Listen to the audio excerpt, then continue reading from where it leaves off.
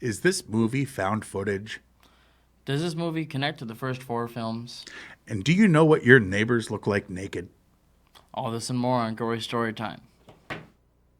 Warning. Gory Storytime is a horror movie review show by a son and his dad who thought that letting his 5-year-old watch scary movies was acceptable. If you are offended by horror or talk about blood and gore by a child, or if you don't want horror movies from the 60s through today spoiled, then there is a remote stuck in your couch cushion next to potato chip crumbs. Use it. And of course, parental discretion is advised. Why? You didn't use any. Shut up and start the show.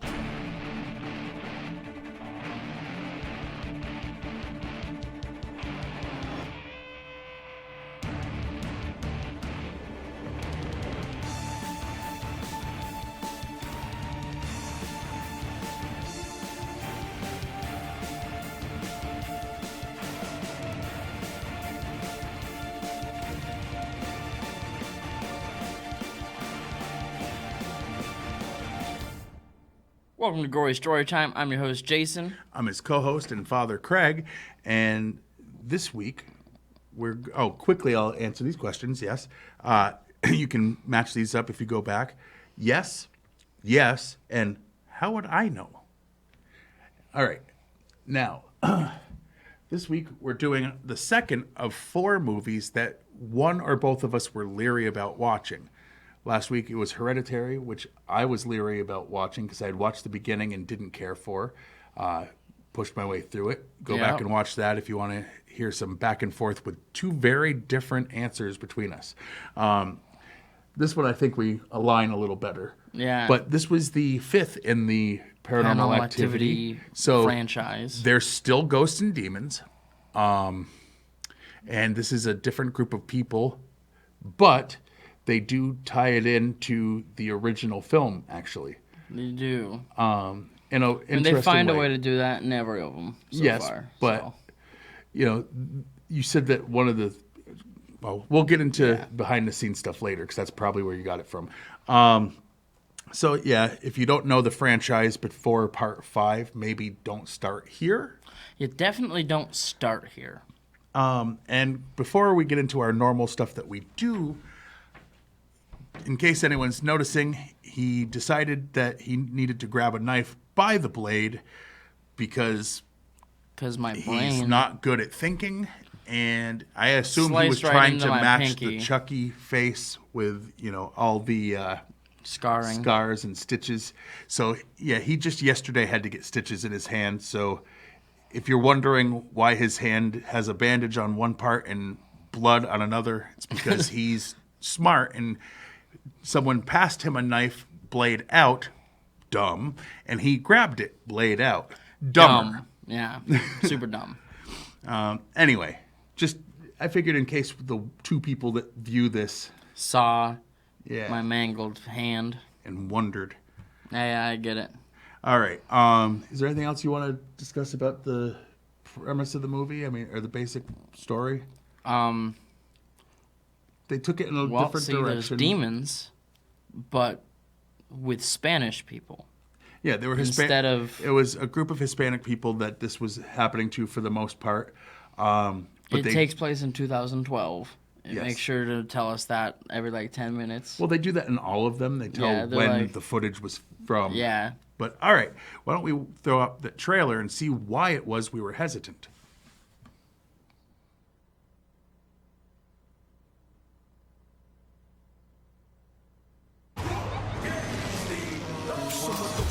Why do you have a bat in the back seat? In this hood, you never know. Hey, what are you doing? You got a camera. Oh, run.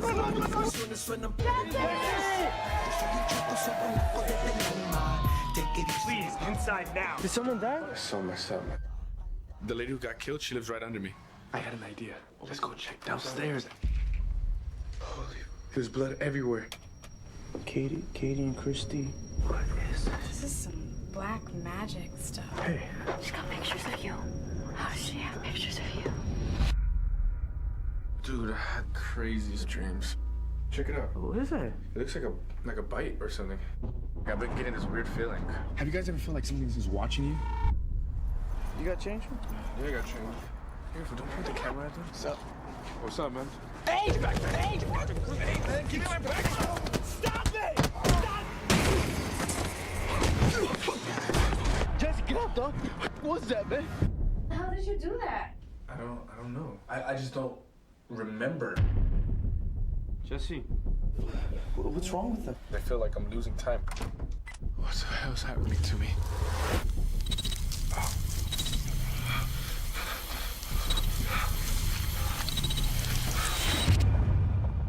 That's Katie, and that's Christy, my stepmother. So they possess Christy and then Katie. The ones that are marked, they become the permanent hosts. So what's gonna happen to him? He won't be Jesse anymore.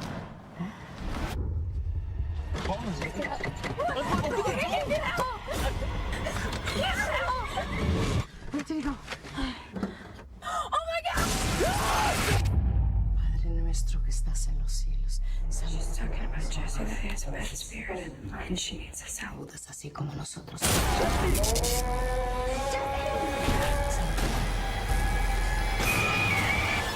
Ave María, llena eres de gracia, el Señor es contigo. Bendita tú eres entre todas las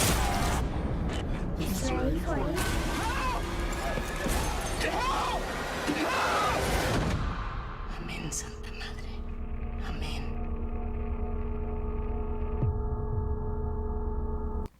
All right.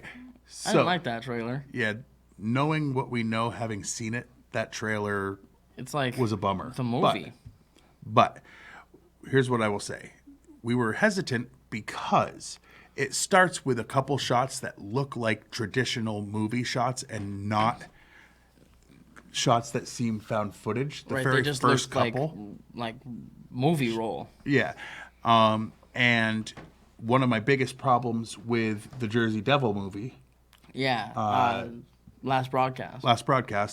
I was angry that it ended. it gave away that it was faked because the last shot would have been impossible.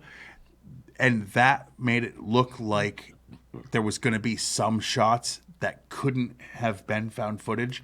And I did not like the idea of a series of movies that are all found footage. having something that's not. Right. And there's a trailer for one of the more recent ones that also has that. And I was like, I hope not. But that one's more, it's a documentary. So it's a documentary. The shot I'm crew. talking about would not have. When you're driving to where you're going, you don't have a drone above you filming you in the shot wouldn't Well, work. someone out there who shoots documentary style just nodded yes and that you're wrong. So I'm going to go with the people who make things and run cameras. The thing I'm specifically talking about, Yes. no. Okay. Colin, you're wrong. Anyway, the point is there was a couple of shots that in the trailer that it started with that made me go, I'm out. Yeah, kind of. And then I didn't really give the rest of the trailer a chance and like because the rest of it, like with the guns and stuff in there, and like shooting at things. I was like, "What and is this?" I know the story is demons, so I'm like, what is this? Some Yeah. Mexican gang war with demons? I think the fail. Well, we'll get into what we think of the movie, but I think the biggest fail was the trailer. so Anyway, far, yeah. Now, before we get into the behind-the-scenes stuff, though, we've got to tell you that we're not here just to review horror movies. Matter of fact, our main thing isn't the fact that we love horror. No. What it is we like money. Lots of money. And how do we get money, Jay? Selling ourselves. We sell ourselves like prostitutes for big corporations that actually exist. And these are not meant to be funny, as some people have suggested to me. These are real products that actually exist. Yes. For example, this week, Gory Story Time is brought to you by Power Through Possession, a class on allowing a spirit, okay, let's be honest, a demon, enter your body, which can give you all the things you couldn't do for yourself.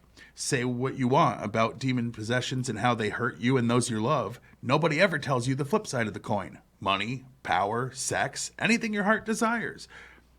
In exchange for one teensy eternity in hell. Just a 1 hour class per week for 4 weeks and you'll be ready. We even have enough access to demons ready to take possession of you the day you graduate. Power through possession. Why worry about later when you can get the good life now? And by Neighbor Watch.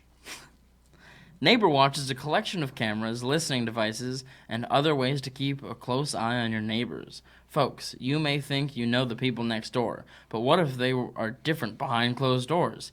What if they are different? What if they're a different religion, or worse, members of a different political party? You may mistakenly befriend these people, and nobody wants that, do they? Not in 2022, they don't. Neighbor Watch. Know who's really next door. All right. Now let's get into the meat and beef of the show. Meat and beef of the show. Dang right. So, let's see. At around 4 minutes in, according to an interview with Jorge Diaz, when he did his scene where his character Hector performs a stunt on a laundry basket, he was supposed to glide downstairs fast. However, the basket, supported with a wire to pull down the stairs, along with a skateboard underneath the basket, its wheels removed, often got stuck between the steps. Finally, on the last take, a member of the crew yanked the cable, which brought down the basket and actor to the bottom, eliciting a genuine reaction. This last take was the one used in the film. Due to the longer production, filming didn't wrap until late July 2013, resulting in the original release date of October 25th, 2013 being pushed to January 3rd, 2014, making it the only Paranormal Activity film not to be released in the month of October. This movie, alongside The Ghost Dimension, had the lowest box office opening weekend of the franchise. First film in the franchise not to feature any nights. Yeah, because they always said first night, second night, fifth night. It didn't do that. Takes place 6 years after the events of the first Paranormal Activity and immediately after the events of Paranormal Activity 4. Yes. The first and only Paranormal Activity film to feature the Paramount opening logo and title card. At around 25 minutes, in real life, Andrew Jacobs, who plays Jesse, has several tattoos covering his neck, hands, and arms, among others. Since all the tattoos were digitally erased in post, the only scene where any of his tattoos are visible is right before the gangsters jump Jesse. When Jesse is kneeling at the vending machine, you can see a tattoo above his right knee. There's a Wilhelm scream at around 30 minutes during the party when Jesse is drinking directly from the bottle. And I think I pointed that out. I was like, ah. Yeah.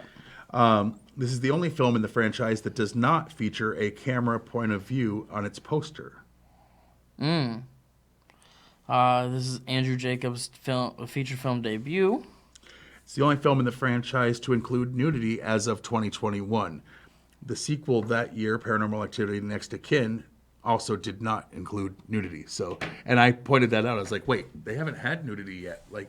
Yeah. It's R for the language, not really much else. The first Paranormal Activity film in the franchise to receive an MA15+ rating in Australia.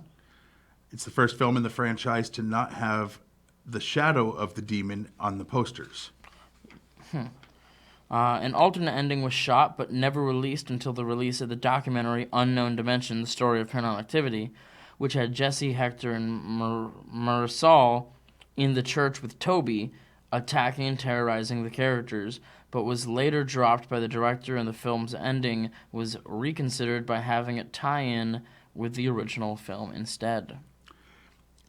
Now Playing Podcast reviewed Paranormal Activity, the marked ones. The film received 3 recommends. Okay, I don't know that one. At around an hour and 17 minutes, the cameo at the end, featuring Mika, is the end of the first film, just from a different point of view. Spoiler. Yeah. Features cameos from previous actors Mika Sloat, Molly Ephraim, Chloe Cassandri, Jessica Tyler Brown, and Haley Foote. Aside from Paranormal Activity, The Ghost Dimension, Katie Featherston is the only actress to appear in all of the Paranormal Activity movies. It's funny. Aside from, except for one of them, she was in all of them. Well, then she's not in all of them. Right. So that's a dumb fact. And there was a body count of 7 total people that died in this film. Yes.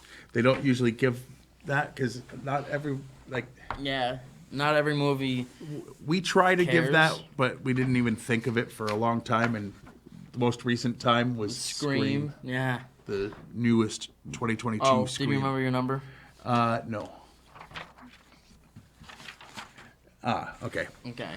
So the Rotten Tomatoes scores, for those who don't know, and for those who watch this show on a regular basis, please forgive me. I do repeat myself for those that might be watching for the first time, but for those who don't know, it's not a score given by Rotten Tomatoes. What it is they take an aggregate of all positives or all scores and then figure out the percentage of them that are positive. So when they say 60%, for example, it means 60% of professional reviewers gave it at least a positive. So they're not ranking it. They're just letting you know where it stands overall. And it's 34%. Whoops, no, with the people. Yeah. Yeah, I don't usually go first. Oh, the critics have it at 39%. Yeah. The people also get to vote on the website. And that's why it's weird that, like, I always introduce that part, and then that time I forgot that I don't say it first. But yeah, the people have it at 34%. And that's never a good sign for a movie when the people like it less than the critics when it comes to horror or comedy, as we like to point out. Usually those get treated harsher by critics than is necessarily fair. Yes. And I think it got unfairly. Yeah, across the board, but we'll get into that. What was your? Would you want to go least favorite or favorite first? That we switch up, so I don't really care. Which thing do you want to talk about most? We'll save it for second. Favorite first? Okay. I would say my favorite scene involves, and it was shown in the trailer, one of the characters was being jumped, and as he was being beaten, he didn't know that he had also been, like, possessed. Yeah. And he just kind of went like this, and the people that were beating on him went flying, as it showed in the trailer, like quite a ways. And it looked pretty realistic as far as you couldn't see the wires and whatnot that they used. That they had to use, right? Right. It looked really good. Like, he kind of, like, half-assed went boom, and they went like he was super strong from the demon. Yeah, absolutely. I think that my favorite thing would be just, I guess, Jesse's attitude. It seems fairly realistic with what I would assume a possessed person would be. Right, because he slowly went from just Jesse to an a-hole who was just starting things for no reason. Yeah, like it started exactly where you said, where he didn't even realize he was possessed. He just kind of was trying to protect himself. And then it became. And then he was instigating things. Yeah, absolutely. Yeah. And it seemed like a realistic progression. And you look surprised because you knew what I said ahead of time I was going to say, and I'll talk about that in a second. My least favorite, though. Let's do that.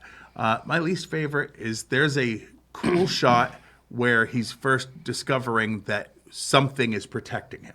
Yes. And he leans back and doesn't fall at, like, this angle. And it's kind of like they have shoes that'll, like Michael Jackson used in a video, but that's for leaning forward, usually not for leaning back. And this went beyond where those shoes would let you do it anyway. Yeah.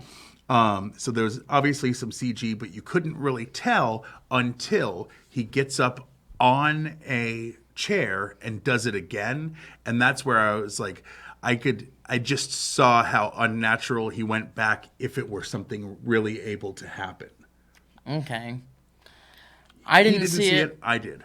But my biggest problem with the movie is a different thing with CG, which is there's a point where his friend Hector has the camera, and the girl that has been in the movie was there too. And they're looking around, and Jesse had been gone. They didn't know what was going on. And all of a sudden, he teleports into the living room. And there's like this weird and warping. There's a super dumb-looking warp edit to make it look like, well, time and space is kind of warping around him. But it was such an obvious this was done. Bad. I mean, nothing about that made me looked think, like it was real. Yeah. Like, I don't know what real would look like. I just knew it wasn't that. Right. The other thing that I was going to say is, and it's kind of a spoiler thing, that's why I didn't go with it, but if, skip ahead we a already couple spoiled seconds. that Mika's back and Yeah. Katie's back. The way it ends, for those who don't mind the spoiler and haven't skipped ahead, is simple. He goes, one of the main characters, not Jesse, was the Not other Jesse, one's friend, it was Hector. went through a door that had a doorknob in the middle and appeared back in time during the ending of the first film. And it shows you a different area of the house During the ending the of the very first ending movie. of the first It shows when Katie actually kills Mika. Yeah, which you can only hear off screen in the original. The reason I didn't end up going with that as my favorite thing, even though it was cool the way they tied it in, it simply didn't line up time-wise. They did it, and it took much longer, which maybe the answer could be time travel was happening, time warping was happening, so maybe that would make it take different amounts of time. Or seem different in different places. Right. So I don't know, but that maybe it felt faster because it was more. But we tried to line it up and it didn't work, yeah. and I was like, yeah, that. So I couldn't make it my favorite, but that would probably be my second favorite thing is how they tied it in. Yeah. All right. Definitely. What would you rate it on a scale of 1 to 10? I think I'm going an 8. Really? I think I'm going 8 with this. I'm going to say 7, not because it's not good, because 7's a good score. It's still a positive review. It's definitely better than any 3 or 4 you know, that they've given. If they gave a crap at Rotten Tomatoes what we said, that would just be another positive review from both of us. But my thing is, I'm comparing it to other movies in the franchise. Yes. I'm not going to compare it against other found footage because that's not necessarily fair because each one should be thought of on its own. But this one I will definitely say, within this own series, it's definitely not the worst one. But it's definitely not the best one. Right.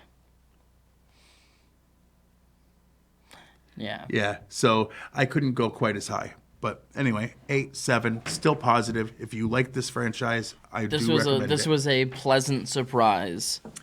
It seems like we've done everything we normally do, so why don't we throw it to there? Yep. You can go to channel... you can watch Fact TV on channel 1076 Thursdays at 8:30 p.m. and Fridays at 7 p.m. to watch this show. You can like us on Facebook, and when I say us, I mean you can like Gory Storytime, and you can like Fact TV. They like to stream a lot of their programming live, and if you're watching live, hey. And if you're not, how'd you hear us? Because it airs on television too, and on YouTube. But anyway. Yes. Next. You can go to factdate.com. You can watch a bunch of the back episodes of this. You can watch a bunch of the other shows that they do. Yeah. You can't watch any of the forward episodes of this. They haven't come out yet. Yeah, you can't watch anything we haven't sat down and reviewed yet. Yes. That'd be some interesting technology. You can also follow us on the Twitter. Yes. I'm at Craig Jakes, all one word, all lowercase. I'm at Jiggly Fernbrain. I only tweet funny things that he says. Mostly out of context. And don't forget to like and subscribe on YouTube if you come across this, if you like it. Juggalo Jakes is the name of the page, but there's also a page for Fact TV. Definitely give them a follow too and a like and subscribe. Absolutely. And that's about it, right? Yep. So next week we'll be back with another one that one of us is not in the mood for. Right. But we have to sit through. Absolutely. All right. And until next time, I'm your host, Jason. I'm his co-host and father, Craig. And sweet dreams.